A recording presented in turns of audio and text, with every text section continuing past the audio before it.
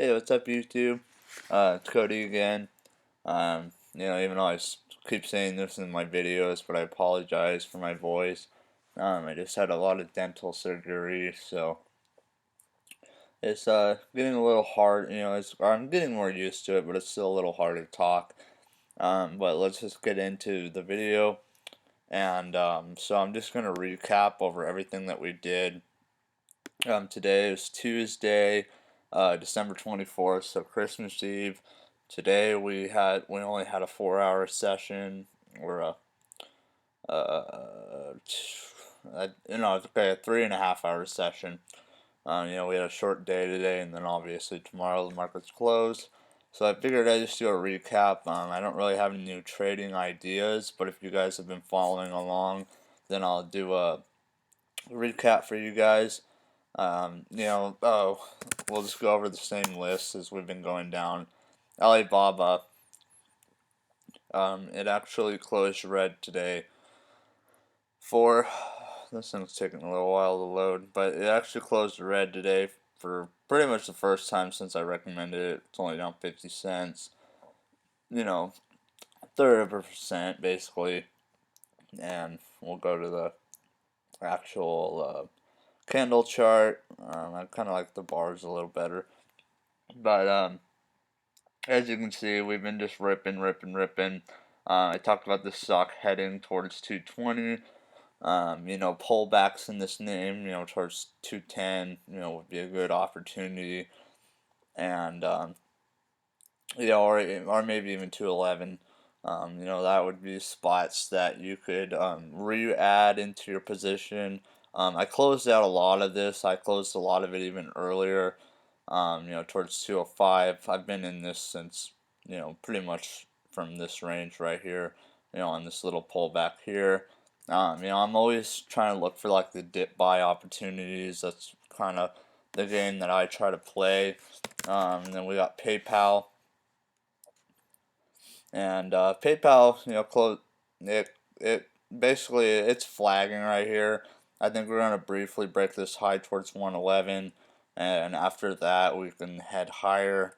But 111 is pretty much my next objective, and over time once we hit that objective, I'll throw out the new objective for the stock.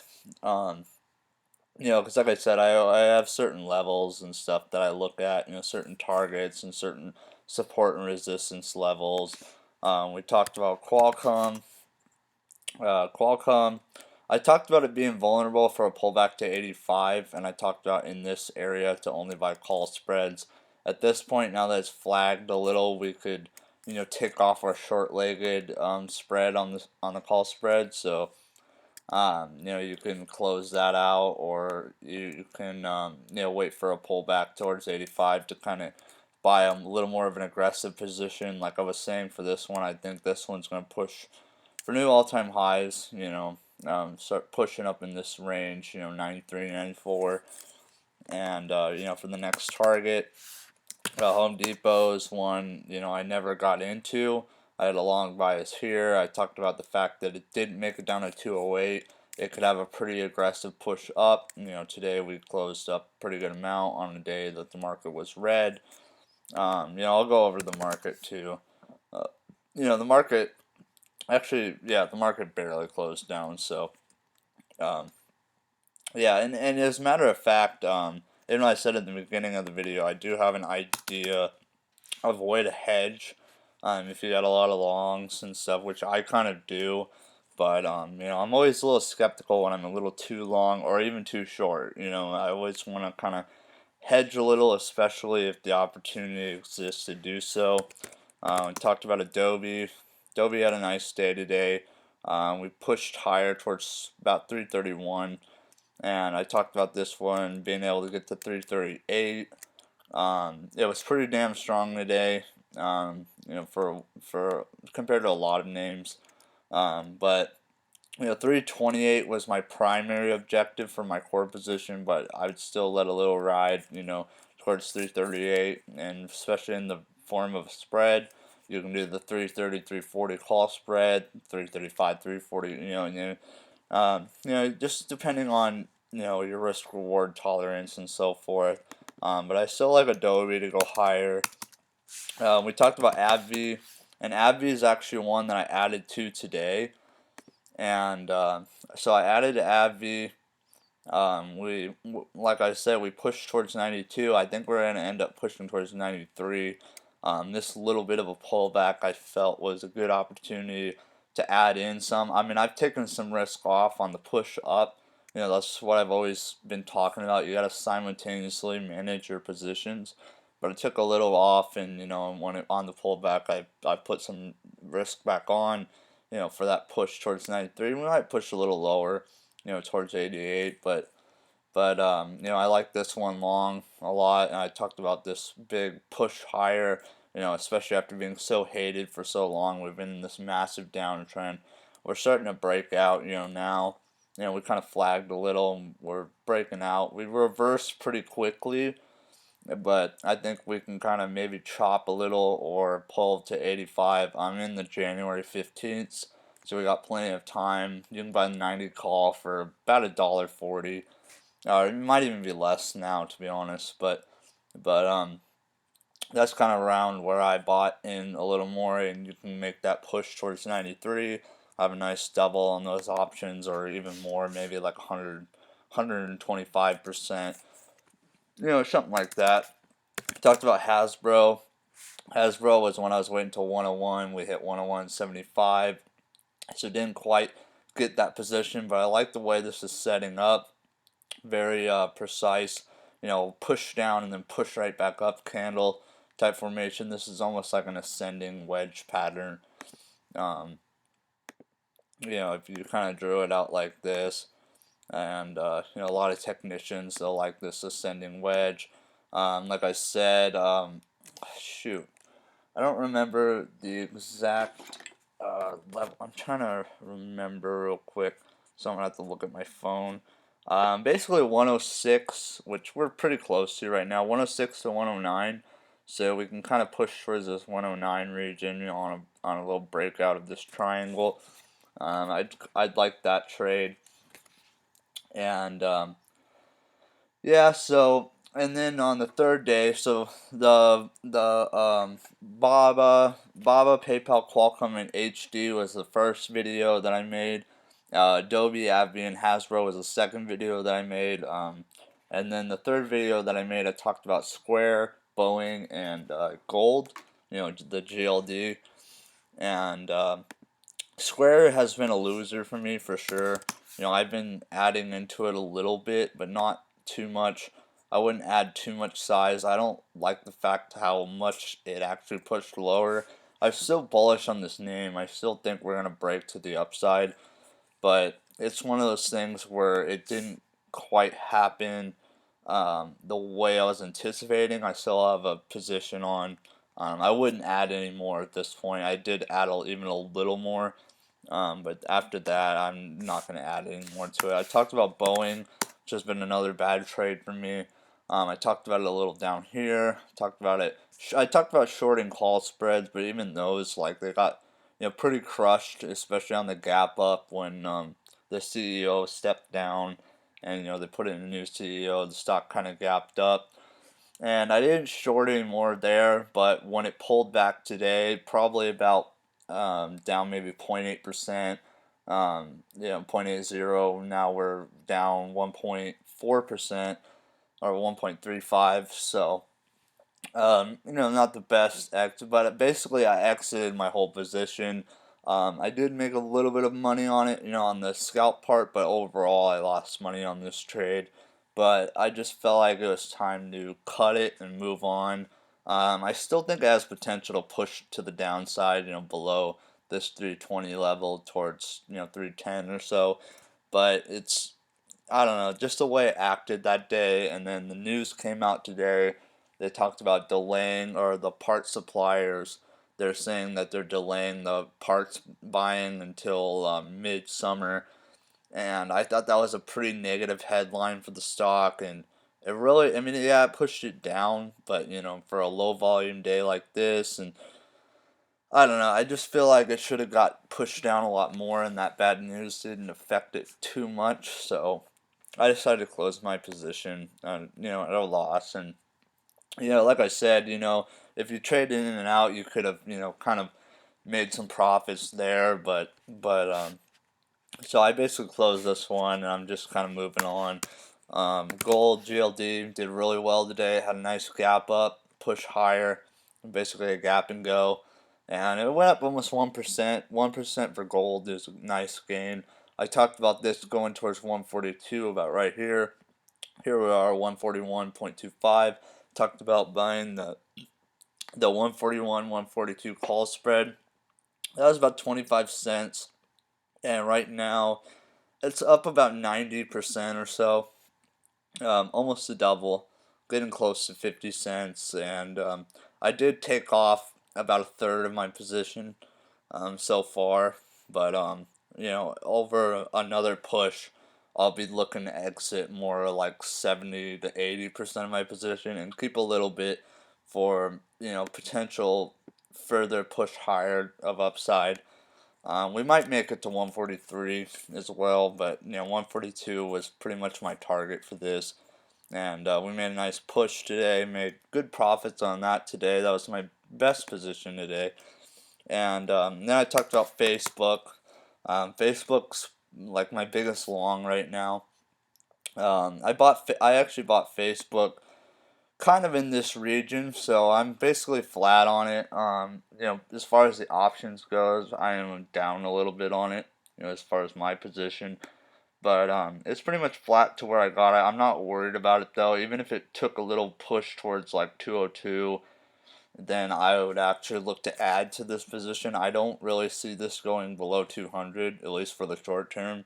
Over a long period of time, I'm not really a believer in Facebook, to be honest. I think over a long period of time, Facebook is gonna, go down quite a bit. I don't know. I mean, I personally have used the platform. I've been on it for a while. I'm still on it, but I rarely even use it, and I feel like that's kind of like the trend these days. A lot of people just not using Facebook, and so I think over a long period of time, it's not going to be good. Got this nice open gap right here. This is a big open gap over this high. So we can kind of fill into that 214 area, and I think even over time this could break out. Even higher than 220, and I like this one a lot. Like I really do. It's pushing up in a nice way. Lots of things I like about it. And so, as far as a trading standpoint, I like Facebook right here. I'd like it even more at 202. I'd probably add to it. But I have a pretty big position as it is. At 202, that's all I'd add left. So, when you have a pretty big position, you don't want to be that guy that averages down or averages up too often. What I like to do is I like to put on a core position. I like to have a level that I'm willing to add to it, and I pretty much always have a secondary level that I'm willing to add. But after that point, especially when I started off my core position pretty big, on the third level, I'm either going to add very small or I'm just going to not add anymore. And because you don't want to average down too much. You can average down once, average down twice. That's always a good strategy. That's the way a lot of the pros do it. But you don't want to average down constantly just because you're so gung ho on this setup or whatever it may be, or the fundamental analysis or whatever analysis you guys have in your stocks. But Facebook, um, it pulled down a little bit today, but that's okay. Like I still like it just as much as I did even when it was a little higher. Um, because I did a recap on this, talking about it on this day, and I still like it a lot. Um, the one thing that I did do today, because I do have a pretty good amount of longs, I have much more long exposure than short, and that's always a concern to me in a way, especially that I took off Boeing, and Boeing was a short position. But what I did is I did the SPYs. I did the SPY. So basically, what I did is I did the 315. I believe no. I'm sorry. The 320, the 320 and the 315 call spread. I did the January 10th expiration. I picked those up for about 93 cents. So you risk 93 cents and you can make up to $5. I think that's a very good risk reward. Such a good risk reward that the options market is implying that it's never gonna happen really. Even though the option market can be wrong, but the option market is very sophisticated. The guys that sell these guys are smart guys. So I never like to, the options are pretty much skewed to the upside at this point. But I still like the idea of hedging if you have a pretty good amount of longs. Just throw on a little hedge. I threw in a couple of those, 93 cents.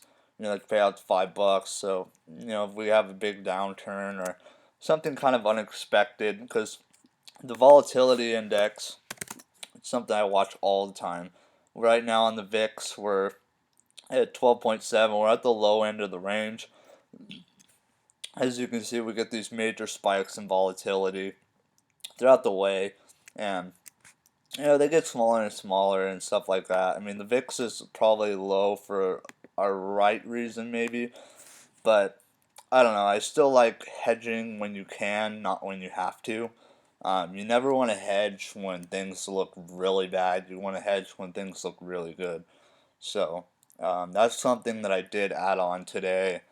Just a small hedge, just because I have a pretty good amount of long exposure that I'm getting worried about.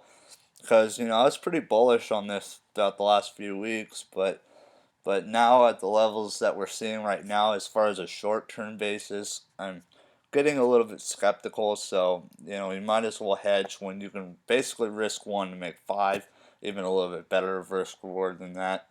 So that's something that I did do. SPY 220, 215, or shoot.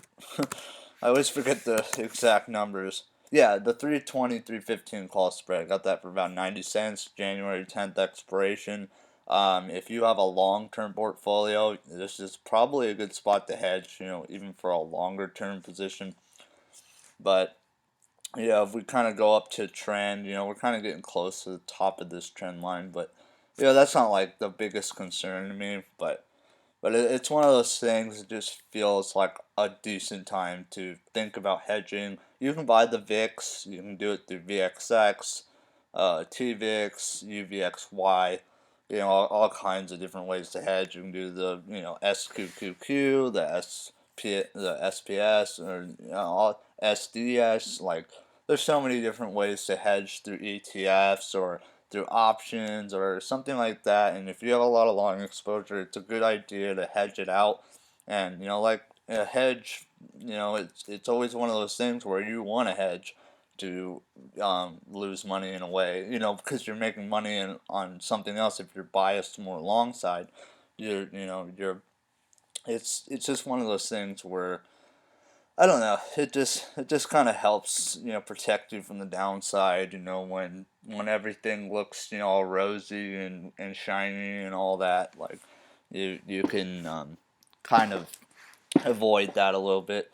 So yeah, that's pretty much all I did today. All I did was really add on the hedge, took off a little gold. I manage positions all the time. I closed out my Boeing. Pretty much just took a loss overall on it, even though I did make some profits on a little bit of the trade. But Boeing might push down. Yeah, it might suck. Sometimes you just stop out of trades, and yeah, it keeps working, and you can feel like, oh my god, I missed the move that but don't be like that. Just close it out and move on. When things need to be closed, just close them.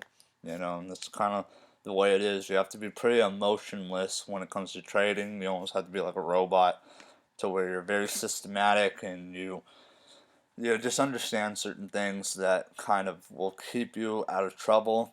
Um, but yeah, that's why I like adding the hedge a little bit, just in case I'm a little too long. I'll make some very nice profits on a down push. 315 is nothing compared to where we came from, especially by January 10th. I do realize this week's a shortened week. We have a half day, and we have Christmas, and then next week's a shortened week. We have New Year's or New Year's Day and all that, and probably even New Year's. I'm not sure what day New Year's Day lands on, but Yeah, New Year's Eve, I'm pretty sure is also a shortened day, like a just a 4 hour session. So keep in mind of that. But and then the next week after that, we obviously have a full solid week. So that's why I chose January 10th. You can go out to January 15th. If you have a longer term portfolio, you might even want to go out to March. I mean, something like that. If you want to hedge, especially if you've been long from the bottom, you're up 28% on the year. Just if you own the S&P, then yeah, it's a great risk reward to sacrifice a lot of those profits so you can kind of protect yourself from the downside. Hedging is not good all the time. And it never will be, but sometimes it's good. Helps you sleep a little better at night. And things like that. But yeah, so that's pretty much it. I just wanted to give you guys a recap, talk to you guys a little bit about maybe hedging a little bit like I did, but it's totally up to you. Every trader should have their own mindset, their own decisions, their own strategies, because that's what makes a good trader. One that doesn't fully follow everybody else's opinion. Like I don't even care if you guys watch my videos and you guys say, "Oh, this guy's a bunch of bullshit," and I'm gonna bet against him. Go right ahead. You know.